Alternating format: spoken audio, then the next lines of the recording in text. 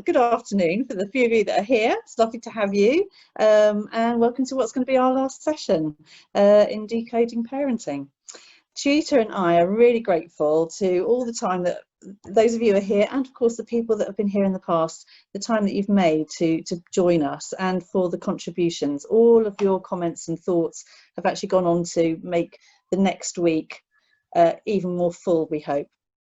And talking of contributions, we're really excited to tell you that there's been a little addition to what we were originally planning. We're going to have a contribution from some of the young people who are going to be telling us what they discovered when they asked their friends and colleagues about their views on parenting. So that's something that we're going to look to somewhere halfway through, I think. But before we get on to hearing from them, I really kind of want to close our thoughts on all those parenting activities that we've been considering over the last few weeks. So communication, the routines, the boundaries, and so on. I'm thinking about how we can use them to shape our parenting styles and our outcomes for our children. So we've really been thinking about them quite clearly.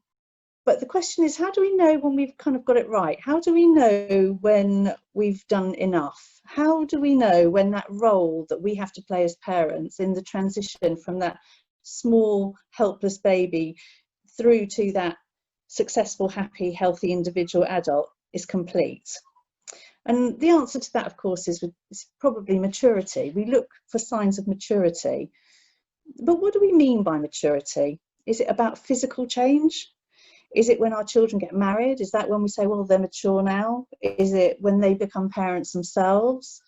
Is it when they get full-time employment and they accept full-time responsibility for certain tasks? Or is it that they just act grown up? The concept of maturity, of course, is actually a social construct, which is something man-made. So if you like, it's kind of sort of made up. It's not a real thing. Only humans make it a real thing. In the animal kingdom, they don't talk about maturity. They don't look at their animals and think, are you mature enough yet? It's something that we as humans have kind of constructed. And although it's a construct, and in fact it's something that isn't formally there, we do have laws which are quite explicit about the expectations we have of our mature adults and the behaviour that they should exhibit. And at the same time, in the same bit of knowledge, we're accepting and acknowledging that the prefrontal cortex in young people, in adolescence, that's the part of the brain that controls thinking and the part of the brain that controls emotional response, that takes longer to develop and mature than the physicality of a human.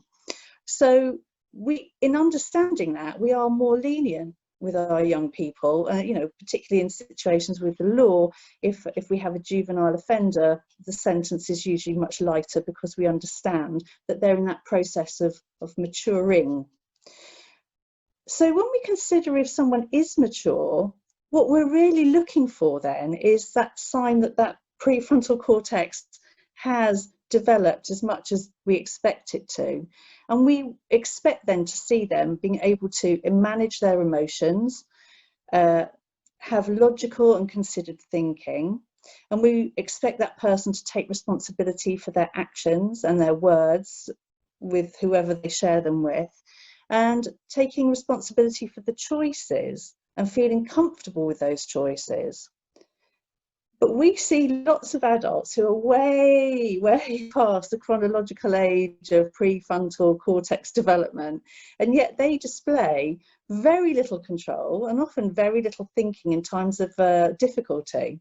So what makes that difference between these two pathways of development? Well, I would be the richest girl in the world if I had the answer to that in 2 sentences or a short list. And I haven't got the panacea to understanding the richness of unhelpful human behaviour, because there are so many variables. But one of the significant contributors to maturity is a sense of empowerment, or what we term the growth mindset. Over 30 years ago, a researcher called Carol Dweck and her colleagues became really interested in students' attitudes towards failure. They noticed that some of the students bounced back and other students were absolutely devastated by even small failures and setbacks.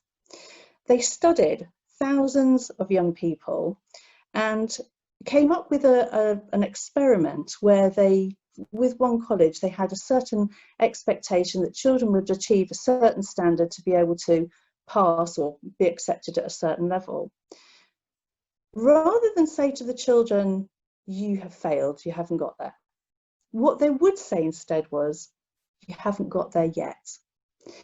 And that on its own managed to change, in the most dramatic way, the success rate of the students at the college. They took the same concept and they worked with it in primary schools, in areas of extreme deprivation, and the children not just turned those schools around, but they outstripped some of the best, most expensive schools in the areas. This positive mindset, or as I say, a growth mindset.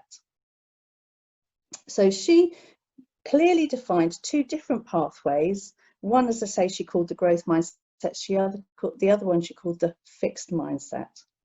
And if we just jump back to last week, we can recall that when we were trying to understand certain behaviours, we talked about behaviour just being communication. And what people are communicating to us when they're extremely angry is a sense of loss, or a predicted sense of loss. And that fear springs the brain into hyper alert, ready for fight or flight mode. And in doing so, it soaks the brain with cortisol. And that cortisol impairs our thinking, it impairs our hearing, and it makes us act very reactionary. And in the situation then of failure, I've not passed this test, I'm in a failure, the fact that you feel that you've failed, that you are about to lose place in that game, lose face in that situation, if you have a fixed mindset, that's exactly where your mind goes to. So the failure is just a failure and takes you into that downward spiral of negativity towards yourself. A growth mindset, though, would be where, as Carol Dweck would say, the power of yet, going back to her experiment where she said you haven't achieved it yet. And she refers to her concept of growth mindset as the power of yet.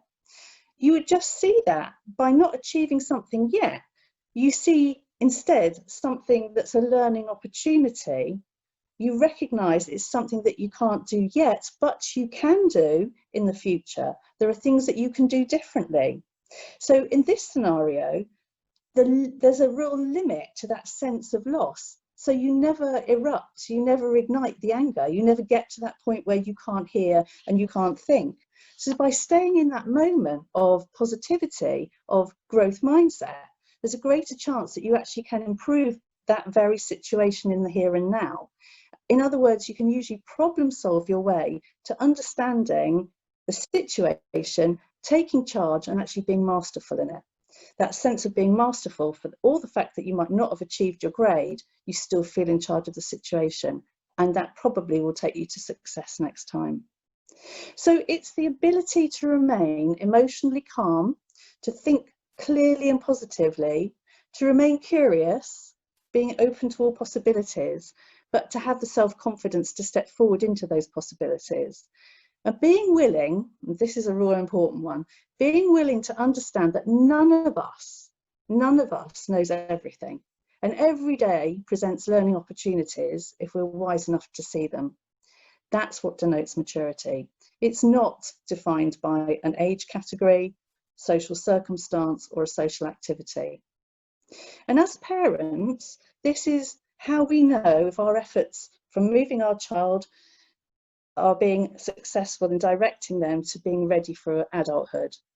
By setting our children up to take all those bits of learning, the communication, the routine, the boundaries, and housing them in that framework of growth mindset offers them the opportunity to mature, but more than that, to continue all the way through their life as learners, all the way through probably until such times when they become responsible for parenting duties themselves.